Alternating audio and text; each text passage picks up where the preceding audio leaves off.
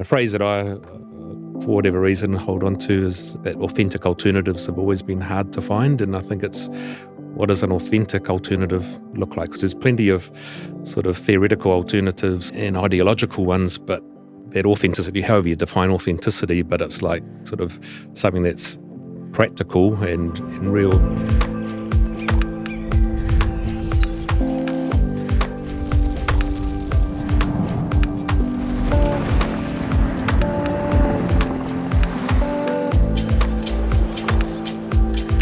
Welcome to the Regeneration Will Be Funded. I'm your host, Matthew Monahan, and in this series, we're having conversations about regenerative finance, technology, and our living planet. How can we build an economy that's in service to life? Brought to you by Ma Earth. You can find all of our conversations at maearth.com. Thanks for joining us. Kia ora and welcome. Today's conversation is with Manu Caddie. Manu is focused on sustainable land management with, by, and for Indigenous communities. In this discussion, we talk about the current climate crisis that's happening in the Tairāwhiti region where Manu resides. We also go into the biotech ventures and what Manu's exploring for authentic alternatives for economic development and land restoration. I really enjoyed this korero with Manu. He's so open and humble about the work. Let's dive right in with Manu Caddie. Today we're here with Manu Caddie. He's a man that wears many hats. He's a sustainable land use researcher, biotech entrepreneur, family man, and many other projects and initiatives that hopefully we'll get into here. Welcome, Manu. Thank you, Matthew. Great. So maybe we can start just a bit with where you're from and what anchors you. Yeah, I grew up in a city called Tauranga, which is in the Bay of Plenty in North Island of New Zealand. And I studied design in Wellington down here in the early to mid-90s. And met my wife here and we moved to Gisborne in 1998. And while I was here, I was involved in sort of youth work and community development work and did the same when I got there. Didn't really know anybody, didn't know anyone in the whole region. And so we were involved in a range of community initiatives, starting school for teen mums and early childhood education centres and Māori language and youth justice programs and street art programs and a project around social capital, sort of on the thesis that when people know and trust each other more, there's less child abuse and neglect. And we built some evidence over time to show that seemed to happen. And then we moved in 2015 to my wife's land, which is couple of hours north of Gisborne City, out on the east coast. So Gisborne City is not really a city, it's only about 30,000 people. And Ruatori is a village of about 800 people, and we live about 10 kilometres from there in a little hamlet with about 5 houses. But that's, her ancestors' land, and there's a marae there, so a communal meeting place. We built a house. We lived in caravans for 18 months with our children who had just started, our oldest girl, she just started high school, so we wanted to give her an experience growing up on her ancestral land and in that community of her ancestors. And so the children went to school in that community, and our boy, who's a few years younger than her, he's just left school, and that's where we've been since. And I guess when I got there, I wasn't sure what I was going to do. I'd been self-employed for 10 years, mostly in this sort of social development, community development research areas, but wanted to see if I could help with job creation and economic development in that community, which is one of the highest deprivation communities in the country and has faced some challenges over the last 100 years or so. Most people have left the place who lived there 40, 50 years ago and have made home elsewhere, but retain that sort of cultural identity connection to the land and like to come back, but there's not much to come back for. So we started a company, and we wanted to make it sort of a community-owned company. We didn't quite know what it was going to do or how to structure it, but we made it a charitable company, and it had no capital. So my friend and myself put our time and money into a partnership with that charitable company.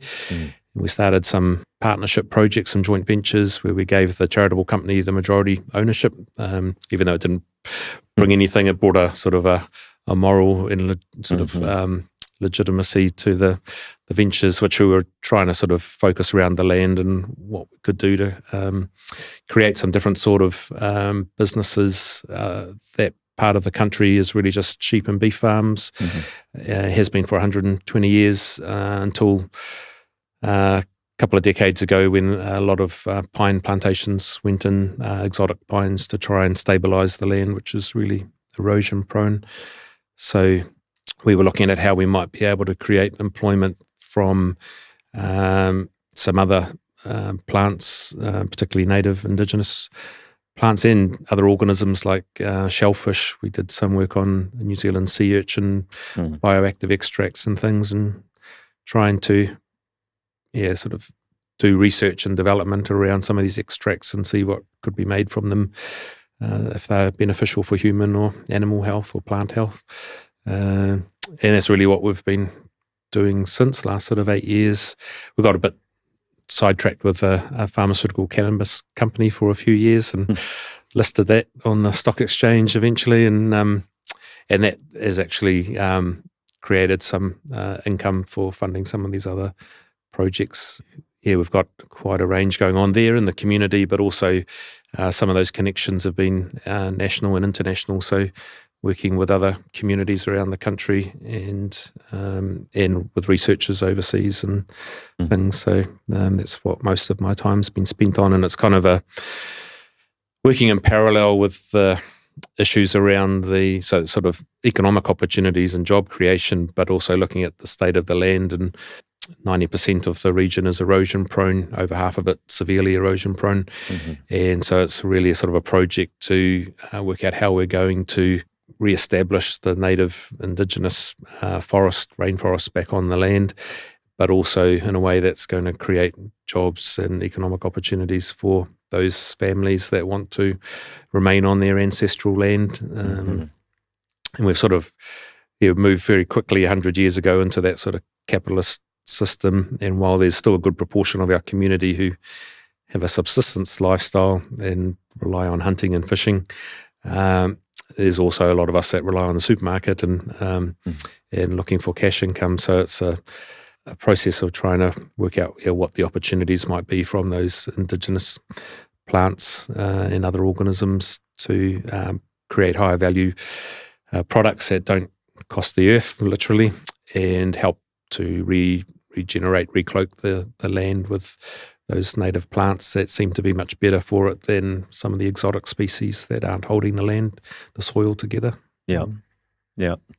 And you've been somewhat outspoken around this radiata pine issue in the pine plantations, and I guess now the evidence is overwhelmingly obvious that approach to land use did not work in your area. Can you tell us more about what's happening there? Yeah, I sort of compare it a bit to the farming tradition that we've had, where there's sort of a golden period where there's some jobs and some economic opportunity, and then the farmers realised and the regulators realised that farming sort of bare land on erosion-prone soil and steep slopes is not a good idea. So they planted all of these exotic Pinus radiata trees on the land, and so now we've sort of over a third of the region now is covered in these monocultural plantations, and that started sort of mid-20th century, but really ramped up from the 1980s onwards when there was a big cyclone and it really damaged the land where there was bare land. So that's taken over, and there was another golden period of planting jobs and then pruning the young trees, and then sort of a gap of 15, 20 years until they were mature enough to harvest.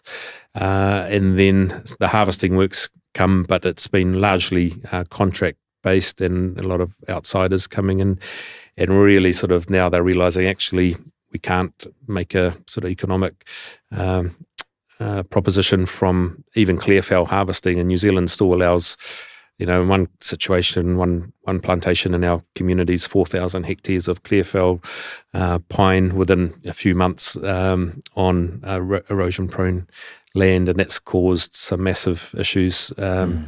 The slash, we call it, which is the woody waste off the harvest sites, is supposed to stay on the site.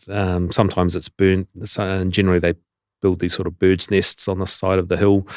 But very often the rain comes and the soil slips away underneath those birds' nests, and the woody debris makes its way into the waterways, which is terrible for the aquatic life there. And then it makes its way onto the beaches and then into the marine environment. So that's caused a public outcry, and there's been a lot of concern about that. But the other thing that's now happening is these mature pine trees are so heavy when they're sort of 25 years old, shallow rooting on really unstable soil, and they're collapsing. So we've got whole plantations now that are just collapsing, and these gully systems opening up with soft mud rock underneath, and those are really going to be unstoppable for many generations to come, unfortunately. So what we do see is, and there's good science now around where native cover has been retained, the soil is held much better than the pine plantations. So there's good evidence there. The challenge is, as I say, making an economic proposition from the Indigenous forests, and we've been exploring a range of options there. But the pine industry has really lost its social license. We had some auditors come over recently from the Forest Stewardship Council, and one of the audit companies that actually was auditing the auditors of a number of these companies, because we've had quite a few prosecutions of companies that haven't been following the rules, which are already very, as I say, relaxed and inappropriate. They really should never have been allowed to plant and certainly harvest most of these slopes. And the FSC guys have said this is the worst we've seen in the world. And we go around the world, wow. We go to Asia, Africa, Europe, and in North America and South America. We have seen lots of erosion issues and lots of poor forestry practice. But you guys take number one in the world. So that was sobering. But and I said, "Can you say that publicly?" They said, "You guys already know this. You know how terrible it is, and regardless of whether it's the worst in the world or not, it's unhealthy for the land and for the people." We've had a number of people killed by being in the water where the logs are. We've got these flooding issues. We've had significant cyclones with climate change coming, more severe and frequent weather events, and people trying to cross streams to get out of the flood zone. And unfortunately, so there's real impacts on lives there, but also livelihoods, and the weather is meaning that many of these plantations can't be harvested, or that the sheep and cows that remain can't be removed off the land because the river's constantly in flood, or the bridge has been damaged by the woody waste coming down the river. So it feels like industry that we've relied on is no longer viable, and we're really facing a collapse of the economy, and that will mean a collapse of the ability of people to remain on the land, and that connects to a collapse of culture, because without that connection to the land in the places that the language comes from and things, it's difficult to maintain or impossible to maintain a culture. So despondent time in some ways, and the pine industry is just one expression of a whole range of crises that we're facing as a region. And unfortunately, it feels like we're just the first cab off the rank. Exactly. Other regions are going to be, if it's not pine and sheep and beef farming, it'll be other industries that are impacted because we've treated the environment so poorly, I guess. Yeah. Wow. Yeah. Well, just want to hold the heaviness of what you just shared, and it's like it's enough just to deal with colonized realities, and let alone the economic contexts and struggle that so many people are going through, let alone now this enormous amount of restoration work that is required to reconnect with our whenua and to rebuild. And then now we're also layering on a global context where the actual economic paradigm itself is also unsustainable. And this has been something else that you've been commenting on. I saw some of your posts around the degrowth conference that happened here in Aotearoa. Can you share more about what you're seeing in that space? The issues are big, and I do get despondent. And I heard this phrase today for the first time, actually, around hospicing the economy or the society the civilization that we've known into retirement and potentially into a death, which doesn't, and I struggle to find hope often. And and the degrowth movement, I think, offers a pathway, probably still in the hospicing sort of paradigm to, sort of how are we going to avoid significant and sudden collapse? Is there a way to smooth the pillow of the, as it, used to be, there was this phrase, smooth the pillow of a dying race, when people thought Māori were becoming extinct and Europeans were, taking over and assimilation and things. And it feels like we're sort of needing to smooth the pillow of our dying civilization. And I try to stay optimistic that something will remain that's good and healthy and positive. But degrowth, feels like the only option if we want to avoid that catastrophic collapse is to develop business and economic models that aren't perpetuating this sort of growth at all cost and only growth is the business model. What that looks like in practice, I guess we're still trying to work out, but the point is having the conversations. Hopefully we can start to find some examples of how to do the economy, whether that's a subsistence economy or a cash economy or something else that doesn't have the growth paradigm as centre, which seems totally sort of contradictory to everything that we've known and learnt about the way that economies work and the way that people should organise themselves. It's been all about growth, and we talk about growth, personal growth and development and things as good things, and the growth of the economy has always been seen as a good thing, and all of a sudden we're realising that you can't have that perpetual growth on a finite planet that relies on physical resources that are rapidly being depleted, and that technology isn't going to solve the problems that the population and the expectations around consumption have created. That's, we've had some events, and I think there'll be more of that conversation to be had, and it's great to see some good thinking and hopefully some good praxis coming around about developing those new models. Yeah. It's amazing to me how triggered people get by this word degrowth. It just goes to show like that there's really something important there, that we can't even have a word like degrowth without a vehement reaction from a lot of people. Blasphemy. Yeah. It's just such at the heart of the ideology of the economic operating system. And I like what you said today. It's the first time I've heard it where I feel like it's kind of a new way to frame it, of just we need to adjust our expectations. Like what does it mean to live a good life? We just need to we need to adjust our expectations, which I think it's a very accessible way to say it. It's like, maybe there's not 2 cars per household. Maybe there's not that extra kitchen renovation or that extra bedroom out back, or maybe it's not that many flights per year, and just kind of this adjusting our expectations now would have such a huge benefit to future generations and to people in the not so distant future, because every emissions reduction and reining in the planetary killing activity gives us more time to kind of do that hospicing and to find our way to a new paradigm. Curious if you have any comments.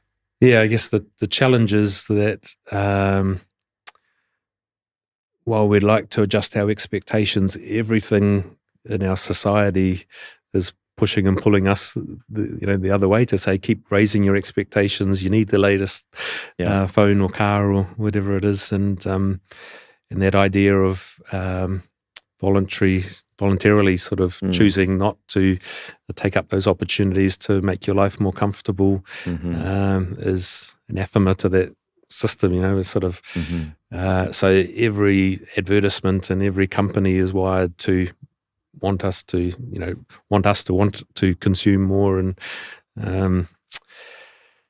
that's the challenge, I guess. Is so it's trying to carve out space, psychological space, and people have been doing that forever, I guess, and religious orders and those sort of things probably were ascetic sort of movements and things tried to provide an alternative to the excesses of sort of the religion at the time. And I guess that's what we need to do now, and try and create the new and the shell of the old. And a phrase that I, for whatever reason, hold on to is that authentic alternatives have always been hard to find. And I think it's, what does an authentic alternative look like? Because there's plenty of sort of theoretical alternatives and ideological ones, but that authenticity, however you define authenticity, but it's like sort of something that's practical and real. And I've got a religious background sort of, in Christianity, but a movement that I really admired along the way was the Catholic workers, who had this sort of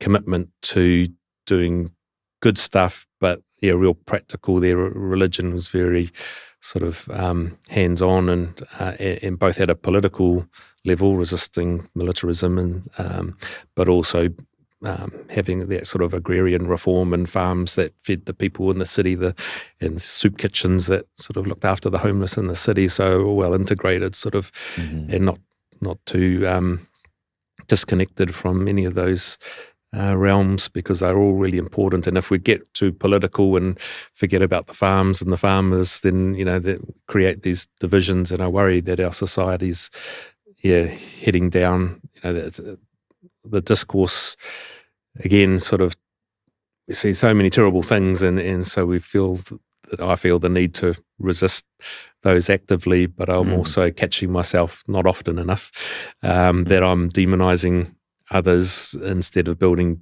bridges and trying to understand their perspective, so that we can move towards those solutions that we're going to have to. It's not about one group winning over the other, but finding out where the need is that they're really trying to meet, and challenging our own values and attitudes often along the way. I don't know, just my activist background sort of means that and not being employed by a big company or a government at the moment, and things those, and haven't tried to avoid that sort of situation so that I can speak freely, but it's also easy to mouth off and not accept responsibility for the consequences of something that you're saying. And so it's trying to do the work, I guess, internally as well, and have good people around you to keep yourself in check around some of that stuff, or I just become another part of the problem. And obviously, you're being very self-aware about, like, how do we not contribute to the problems of polarization. But I'm curious at another nuanced level, like, how do we speak truth to power and point out injustice and, stand up in this time, but also still bring everyone along and build coalitions? And I mean, you've sat within government, you've sat within private enterprises, you've been an activist. Like, how do you think about that that delicate balance. Yeah, I've been reading Andreas Malm recently, How to Blow Up a Pipeline, and his thesis around, you need the extremists to move the centre. And so I'm really keen to support those activists who are prepared to put their body on the line and to go to prison or be injured or killed potentially for the stuff that they believe in, and when it aligns with my values. So I definitely encourage those of us that can afford to support them in some way financially or some other way to do that, because I think, like you say, there's an urgency that I don't think the rest of society are really getting. We've got this machinery of the status quo that continues to perpetuate those messages, and so we need the disruptors that will shock us and shift the discourse so that those more moderates get invited to the table and can engage the wider society in those ideas that we might see as radical now become acceptable, whether it's degrowth or anything else. But finding spaces physically, even physically sort of meeting, as well as conceptually, to connect with those who we disagree with violently or significantly, is really important, as you say, to avoid the polarization and to find how we can move forward. But those opportunities aren't really being nurtured from what I can see. Again, the news media loves conflict, and politicians exist on a sort of dualistic or a oppositional arrangement, and we don't trust the other side by definition, I guess. But some of us need to take those risks, and as we risk in entrepreneuring and in other areas and activism, we also need to risk in relationships and reach out with an olive branch sometime to say, let's have a coffee and a chat about those things that we disagree on, but also the things that we can agree on. Find the ways in the areas that we have in common to move forward together. Otherwise the future's very, very bleak if we don't do that. We had a great conversation with Margaret Klein Solomon during New York Climate Week, and about funding for disruptive climate protests and how uncomfortable the role is for those disruptors who don't really get any love or appreciation for disrupting the roads and the bridges and the airlines and so forth. And yet you fast forward one or two generations and you look back at like the civil rights movement, and Martin Luther King was generally disliked by everyone. And now he's a hero, and we wouldn't question nonviolent tactics in the civil rights movement from where we stand today. And the climate movement is obviously an appropriate parallel or analogy in this moment in time. I think there's some nuanced perspectives there around disruption and inconvenience and things, and I do look at some of the tactics. I think, you're not really winning the hearts and minds of the people when you block the motorway and things, but when you target the infrastructure that the companies or the politicians rely on, I think that's more effective, and far be it for me to criticise, as I say, those people who choose to. I've been there, I know how uncomfortable it is and how terrible you feel about yourself, and especially when you like to be liked and things. And finding getting really smart about that stuff is important, and that's why it needs lots of people supporting, I guess, and holding those conversations amongst those groups that know that we need to make the change. And of course that's tough, because then you get infiltrators who are going to then go and tell the authorities what's going on. But I guess there's technological ways around that these days. But that's like you say, that's where change comes, and Mandela and Gandhi and those ones were not popular people in their time, and used really controversial tactics that were criminalized for good reason. And I get frustrated with the politicians who say, yes, we respect the right to protest as long as you don't inconvenience people and disrupt and things. But the point of if you don't, no one notices. So yeah, we've got to do that, but we've got to have a continuum of intervention and people right along from the sort of acceptable socially to the unacceptable to help shift the conversation and the action. Yes. Yeah. Going back to what you said about, you alluded to this risk that we become more and more polarized, especially kind of given what might be on the horizon. And for me, like I've seen when you can get multi-stakeholder groups from diverse belief systems or who aren't typically, coordinating or affiliating, it does feel like so much value creation happens in those spaces. And that's one of the things I really like about the local food movement, because it seems to bind together all ages, all political beliefs. And even though it's small and struggling, when I've seen it up close, you get around the food table, around the garden, and it's like, who's going to argue with the feeling state of feeding yourself and local food sovereignty and resilience and putting nutritious food into the bellies of the kids? Like, are you, from a tactics perspective, do you see other examples like that you feel like kind of help coordinate and bring people together and can kind of somewhat help de-risk in this hospicing period that we're going through? Yeah, yes, in our rural context, the catchments are important communities and often have very diverse groups. So you will have forestry owners and farmers and just residents living on their tribal estate and so forth. And those can be powerful communities, I think, because everyone's got a vested interest in the health of the catchment. Maybe a bit different in urban context, but we've certainly, my background in community organising was in poorer neighbourhoods and again finding areas of commonality amongst the residents who didn't have a long history of trusting each other necessarily or knowing each other, but facilitating opportunities to connect and find what we do have in common. And sometimes it's useful to have a common adversary that, or sort of a project that we're working on to bring people together.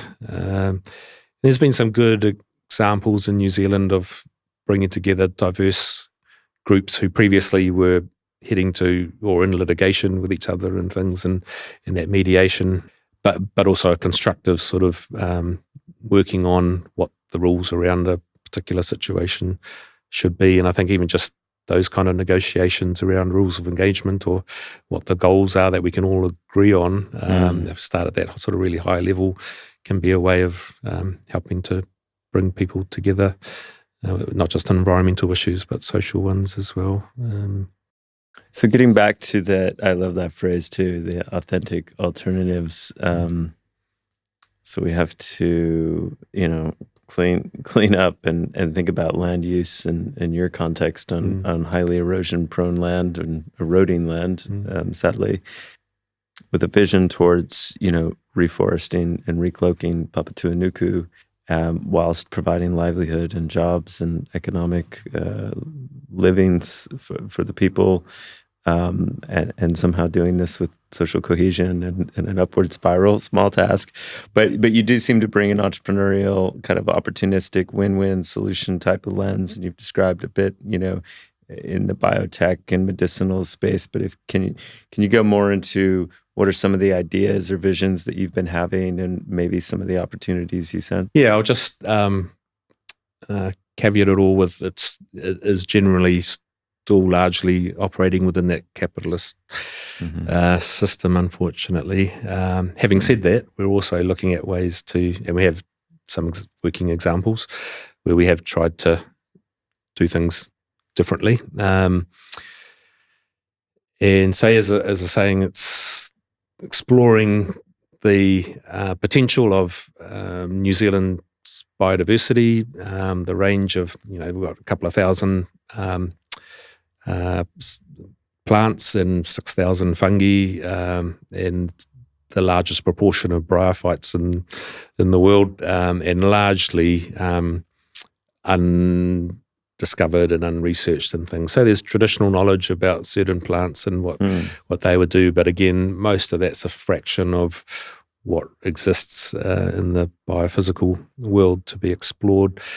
And so we've been working with smart researchers. New Zealand's got great plant researchers and good partnerships with overseas universities and others and companies, and looking at sort of, AI is starting to come into sort of speeding up the process of biodiscovery and looking at what compounds are in what organisms and what they might do and in what groups of people. So sort of also the genomics of humans, and different people respond differently to different compounds or the same compound.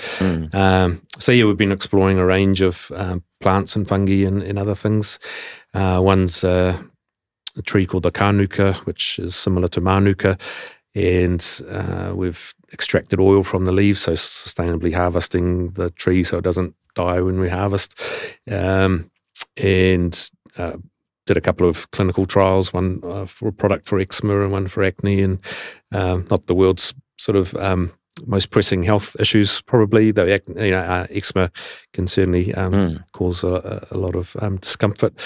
But yeah, sort of small steps, and that one of those clinical trials came out really positive, and so it's going to be competitive with the standard of care with steroid creams and things, and, and the world's looking for natural health products to replace the sort of synthesized versions. So we're really excited about that, and that creates the opportunity to make sure that those trees can stay in situ, and we can plant new trees, hopefully in ways that are a little bit more easy to harvest. But we've done the economics even on the wild harvesting. We can make that work. So there's jobs there, and sort of economic activity connected to the land, and good soil conservation from those species, which seem to be much better at holding the land in place. And other projects with psychedelic fungi and some native berries that could have some interesting neurological benefits and things. So a bunch of stuff that takes a lot of time and a lot of money, and has a high risk of not succeeding, but we feel like it's important, and the only kind of ethical option that we've got really to try and do something that will be good for the land and good for the people. So yeah, and trying to kind of convince people that it's worthwhile to put money into that kind of thing is quite challenging. One of the advantages we have is the Manuka honey industry provide an example of a plant that previously was a weed and was just cut down everywhere, all of a sudden produced the most valuable honey. And the challenge there is that it's the sort of the horse bolted and ran away from the country and the communities that the plant is based in, and got trademarked overseas and things. And so with the Kānuka, while no one cares about it, we're rushing in to trademark some brands around that, so that and define it ourselves rather than letting the government define what a Kānuka product is, and making sure that Māori as Indigenous guardians of that species are in control of that process again, rather than letting anyone sort of commercialise it and run away with it. So that's easy at the moment while no one cares about it. Of course, it's also risky because it may never turn into the Manuka honey story. But we feel like it's a platform that we need to pursue, in setting up a way for the species themselves and the ecosystem that those products are derived from to be the owners of the IP that's created and control what happens to it, and also financial beneficiaries in the process, along with the investors that come into that structure. So at the moment we're doing that for each species. Each species we're working with has its own charitable entity that's set up to be the holder of that IP and in those interests. But we kind of need to move to, because that's a pretty inefficient way, given there's thousands of species, to set up a new legal entity for everything that we're working on. So thinking about how we can amalgamate that into a national entity that Māori are in control of, and that we, as I say, have these entities whose interests are different to Māori, who Māori may well appoint the guardians of, but they're there legally to represent the interests of the plant species and the ecosystem that it grows within, rather than our tribal interests or anything else, which is a subtle but important distinction to make, I think, and one that's going to, those sort of rights of nature movement, and it's an interesting juxtaposition with Indigenous rights, and while we like to sort of see those as the same, I think while they're not mutually exclusive, but there's differences that we're going to be working through over coming years and decades, I guess. Yeah.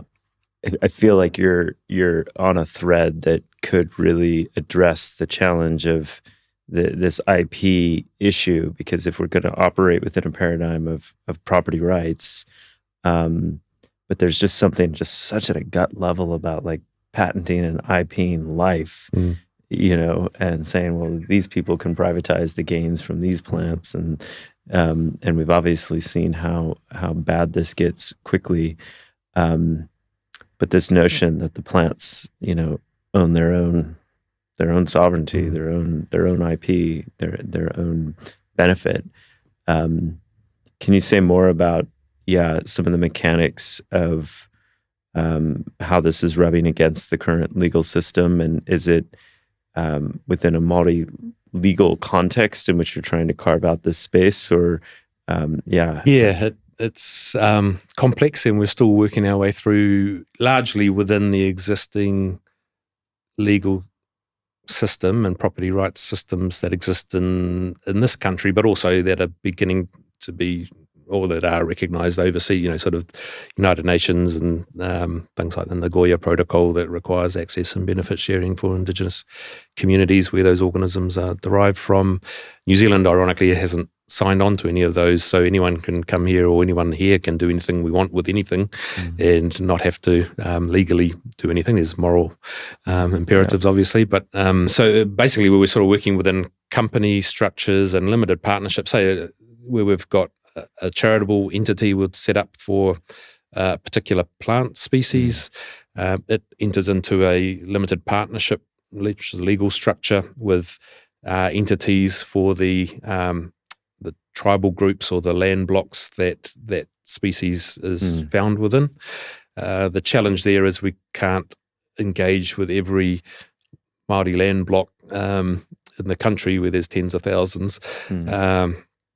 And so and the way we've structured that is, and the lawyers will correct me because they'll say you can't say this or that, but they're basically holding in trust the interests of those groups that aren't yet engaged in the structure. The challenge there, of course, is we're making decisions as we go along that will affect the interests, and I guess we're just saying we're doing this in the best, thinking we're doing it in the best interest. We have those engaged groups that are tribal entities or Māori land blocks and marae involved, who in a sense are proxies for the other interested owners, and that grouping holds the IP and holds the royalty rights, and nothing can happen until they've given consent to and negotiated an agreement with a commercialising partner, which has a royalty flow on both back to that group as well as to the investors that have invested in the R&D. And so those are simple sort of legal agreements that are between those parties, sort of civil agreements not covered by legislation as such specifically. But the New Zealand government is working on some new legislation that will be bespoke for our context. Yes. And we'll wait to see how that shapes up. We're having a bit of input into that, but I'm not sure where that's going to end up, or how long it's going to ever take to see the light of day, and how acceptable what's put forward by Māori and by the officials, how that will be received by politicians. But in the meantime, we've just got to get on with stuff. So we're doing the best we can with the tools that we've got. I really like the idea of some of the Web3 potential and the technology that now exists to not circumvent those laws, but to provide the kind of integrity and the authentic alternative, to provide the transparency back to the source of the products, and we're getting really sort of techno with things like there's a particular enzymatic pathway in a particular plant with genes responsible for it that we're making synthetic genes of, and to put into a biosynthetic production fermentation system because the plant grows too slowly and we don't want to go and pull it all out of the wild.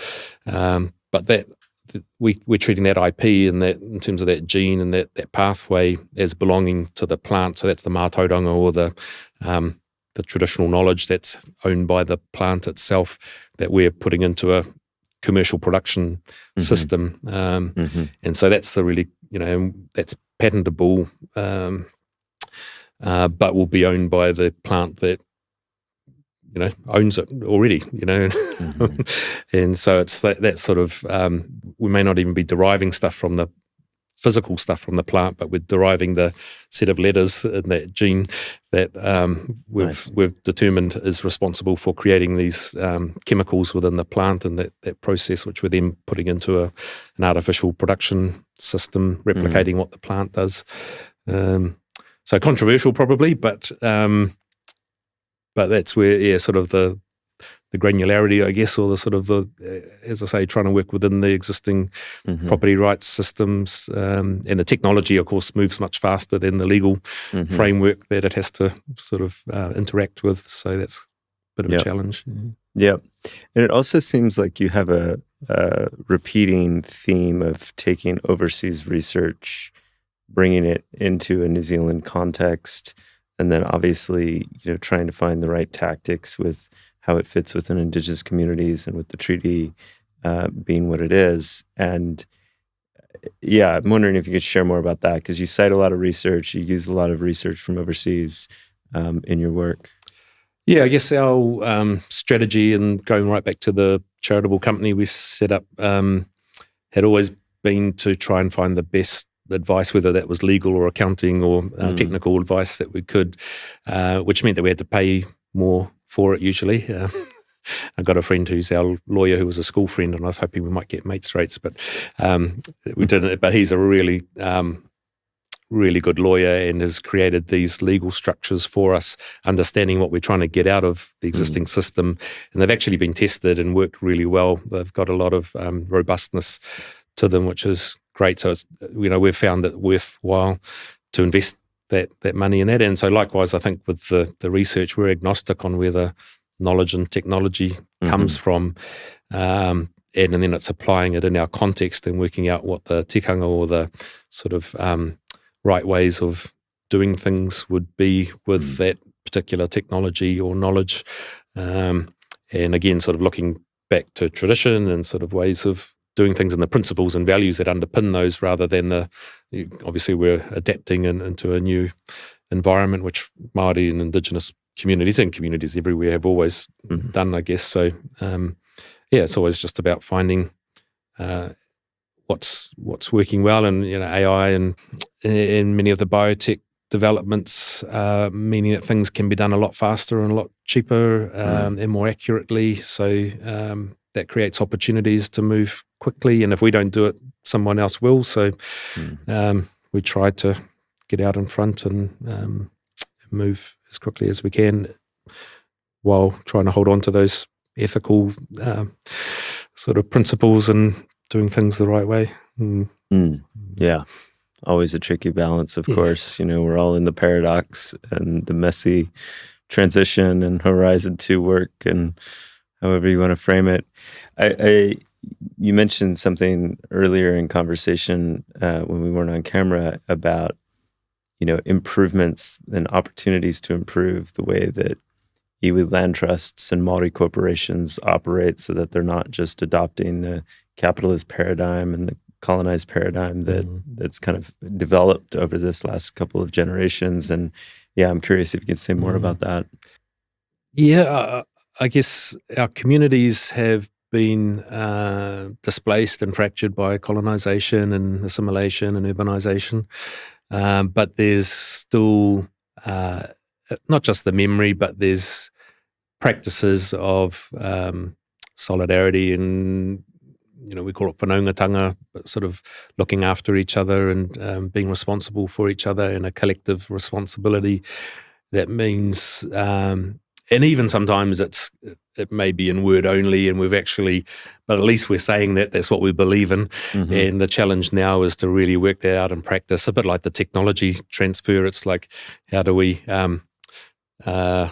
chronologically transfer from that time when those things were everyday life into this new reality, but taking the principles and the values into new practices. But it is challenging because we're still all, existing within this capitalist system, but it's important to start that educative process for ourselves, adjusting our expectations around what a good life looks like and what's most important in life. And in our particular context, there's opportunities because there's a reasonable land base, albeit slipping into the waterways. There's physical spaces that people can still congregate at least and have these conversations together and feel that sort of sense of identity building again. So I think that's a big part of the work now is healing the culture. And while we, Pākehā, white New Zealanders, look at Māori and say, oh, you've got a culture, I don't have a culture. Everyone's got a culture. But they also look at Māori culture as still healthy and happy. But in reality, there's heaps of trauma and hurt that's needing to be healed. So it feels really important that we invest in that stuff and heal as best we can, because if we just focus on economic development or environmental protection, it'll be in vain because the dysfunction will carry on over generations. But, we're seeing really amazing progress, language revitalization and cultural regeneration happening in a new generation that doesn't have the same pain and hurts. There's been a break and a severing of some of that trauma, I think, just in the last couple of, generation perhaps. So our children sort of, think it's strange that we get so upset about certain injustices and things because it's not a big deal for them. They're confident in their own skin and their culture, and they've got their language, and they haven't necessarily known the struggle, but they also respect that those that have gone before have had that struggle. So I'm optimistic in that sense for the culture and the generations to come, that they're going to be able to work out ways of being together. That's both innovative but also grounded and rooted in that historical connection. And then I think the challenge is it's not just about Māori and Indigenous, but it's about how we as New Zealand and Aotearoa and in the world kind of work through that stuff. And it's very easy to be all healthy and happy within your tribe. Well, not easy, but it is, sort of, that's the first step. But the next step, as we've talked about, is building the bridges to other groups that are quite different and see the world differently and have different historical experiences. And I think your brother Brian talks about that. So we've all got a history and we've all got stuff to bring to the table, and none of us should be afraid or embarrassed about that. It's just part of, we've all got ancestors who did terrible things, and we've got ancestors who did amazing things that were a testament to that. So we've all got much to bring to the table and to share together. I guess in that vein, and my last question for you is just, you mentioned that despondency that sometimes can set in this work, and yet you obviously you keep going and you keep finding that next opportunity around the corner, and you keep putting your life energy. And I'm personally, also just really curious, like what is that practice that gives you that drive and that determination?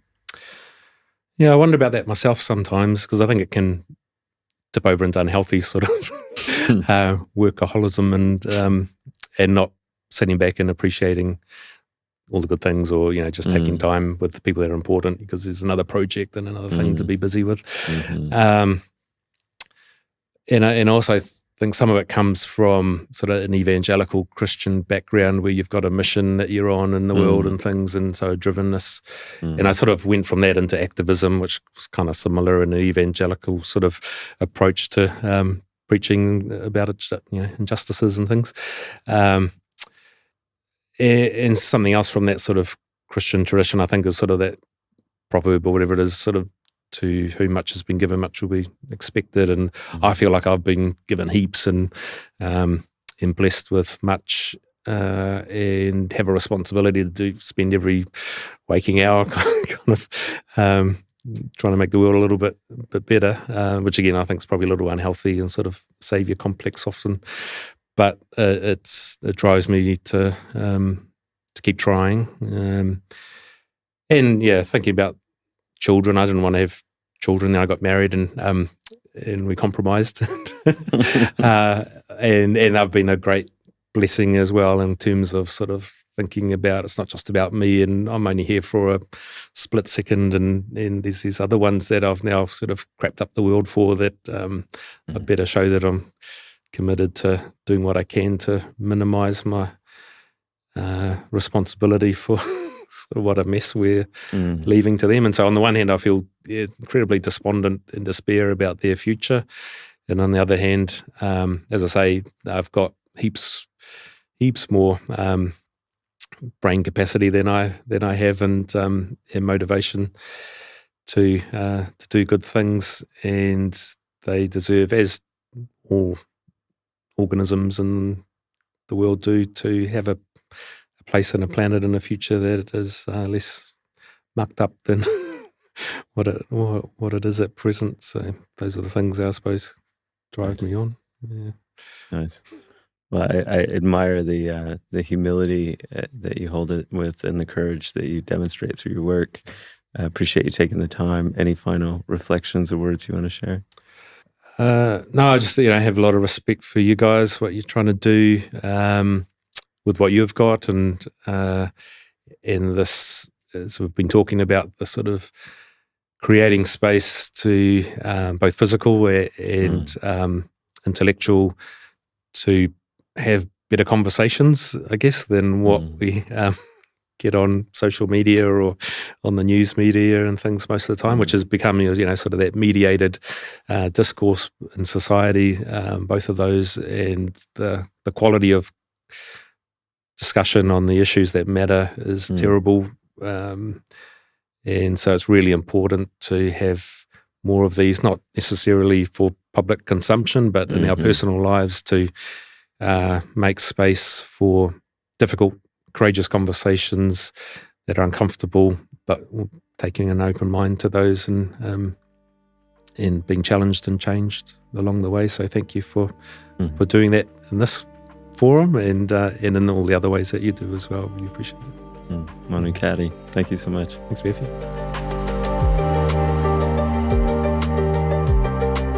All right, I hope you enjoyed that conversation with Manu.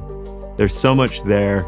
I'm really interested in this idea of plants owning their own IP and what that means within the rights of nature and earth law movement. If you're interested in further conversations like this one, you might want to check out the discussion we had with Aaron Matariki-Carr, as well as Jan Hania. Both cover different aspects of the rights of nature movement here in Aotearoa, New Zealand. We also had a great discussion with Grant Wilson from Earth Law Center, as well as Natty Green from Global Alliance for Rights of Nature. Links are in the show notes. All of these conversations and more available at maearth.com. Thanks for tuning in, and I'll see you next time.